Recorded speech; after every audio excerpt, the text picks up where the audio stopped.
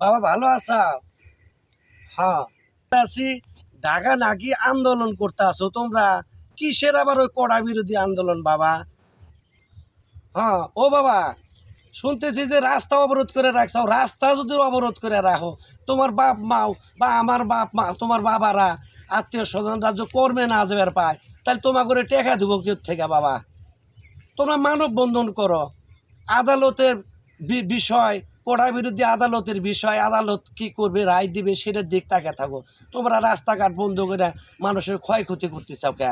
জানমালের ক্ষয়ক্ষতি হতেছে, অনেক গরিব মানুষ কর্মে কাজে যেবার পাইতেছে না বাবা। হ, সাবধানে থাকো, তুমি চলে আইসো। তুমি ওই আন্দোলনে যাও না বাবা।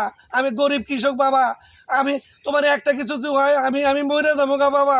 আইয়া বলো তুমি।